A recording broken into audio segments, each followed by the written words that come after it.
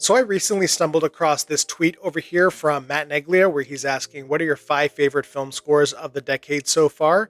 He says Babylon, The Batman, The Brutalist, Dune, and Oppenheimer. And I'm a huge nerd for movie scores. I sometimes listen to film music and soundtracks way more than I do with regular music from the radio. So I figured this would be a really fun prompt to make a video out of. And just as like a little challenge to myself, I'm not going to include any of the really good ones that he's already included on his list. I figured I'd reach a little bit deeper into some of the film music that's come out over the past several years. But before I get to my top five, I do want to go through some runner ups, and I'm just going to go in alphabetical order. And I'm starting with Bones and All from Trent Reznor and Atticus Ross. I really like the emphasis on acoustic sounds, and I think it really matches the very sort of rustic and grimy sensibilities of the film. The next runner up is Furiosa, a Mad Max saga from Tom Holkenborg, aka Junkie XL. The only reason I'm including this in the runner up section as opposed to the main top five is because it does repeat a lot of motifs from the Fury Road score, but it's still otherwise just really great music and it's just really fun to listen to. The next runner up is Past Lives from Daniel Rawson and Christopher Bear, who also happen to be a part of a band called Grizzly Bear, which I should really look into. I'll probably do that after I film this video. One thing I really like about Celine Song, I mentioned this in the video for Materialists, is that she's a very atmospheric filmmaker. And a big part of that is the music that she utilizes and the way it captures the environment and the sort of emotional state of the characters. And I think their work for Past Lives is really impressive. The next runner up is Spider Man Across the Spider Verse from Daniel Pemberton. I feel like he is one of the most underrated film composers working today. He doesn't really have like a distinct style of his own, but he has this way of very effortlessly adapting to pretty much any style and any genre that he's thrown into. So it's always really fun and exciting to see what he's able to do with any project that he's on. And with the Spider Verse movies in particular, he gets to be really experimental and inventive. And our final runner up is a bit of a cheat, but it is all of Alexandre Desplat's collaborations with Wes Anderson. So that is The French Dispatch, Asteroid City, and The Phoenician Scheme, which came out earlier this year. I feel like he has a way with his music of really capturing not only the whimsy of Wes Anderson's style and storytelling, but also the undercurrent of melancholy that's featured in so much of his work. And with all these movies that he's done with him, he just has a way of really capturing the feeling of what it's like to just live in these worlds. And now we're getting into the actual top five of the decade so far. And again, this is just going to be in alphabetical order. And this first one is a bit of a wild card, but hear me out on this. It's The Fablemans from John Williams.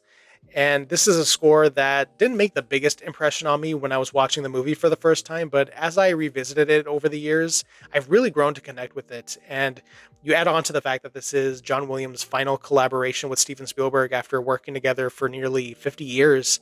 It just really, you know, makes you think about how there's not going to be anyone else out there who is operating on the level of someone like John Williams. And, once he's gone, we're really going to miss him. And the next one is Minari from Emile Mosseri.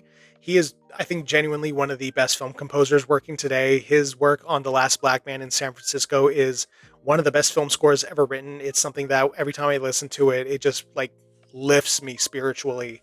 And really the same goes for Minari. I think his work here is incredible. It has this very dreamy quality to it that just hits me on such a deep emotional level every time I listen to it. It's really unlike anything I've heard before, and it's something that really made me realize like just how special his talent is. And every time he's announced for another project, I'm very excited to hear what he has coming. This next one is not one that I've heard a lot in some of the responses to this prompt, but I think it should be in consideration, and that is RRR, which is from MM Giravani. And obviously, the song Natu Natu was like a big hit among a lot of people. It won the Oscar for Best Original Song. But I think the background score for this is also really, really strong. And it really does a great job at kind of highlighting the character arcs and the storytelling and the big action beats. It has a lot of really memorable character themes that are woven really well throughout the narrative. And our next one is Tenet from Ludwig Göransson. This score just absolutely rocks from like top to bottom. This is the kind of music that like if you have like a bunch of chores you got to do around the house, you can just put this on and you are going to lock in 100% and just get it all done. It is so propulsive and so energetic. It's like really good workout music. It's something that I've listened to just on repeat, like ever since the movie came out. I just really love this one. As soon as I saw this prompt online, I figured, oh, this one has to be on there. And to close off the list, we have Wrath of Man from Christopher Benstead. This is a film that I really liked a lot. I think it's one of Guy Ritchie's best, and a part of that's because it felt very different from a lot of his usual stuff. It's incredibly dark and ominous, and it has this overbearing sense of dread that just blankets the entire movie. And the score reflects that really well with this incredible sense of foreboding. It's almost like the kind of music you would hear as you're walking down a stairway to hell. It is just incredibly underrated work. And that's my list. Those are my 5 favorite film scores of the decade so far, plus a bunch of honorable mentions. This was really fun to do. And if you wanted to shout out any film scores that you really love that I didn't mention, feel free to do that in the comments. I'd be delighted to hear about it.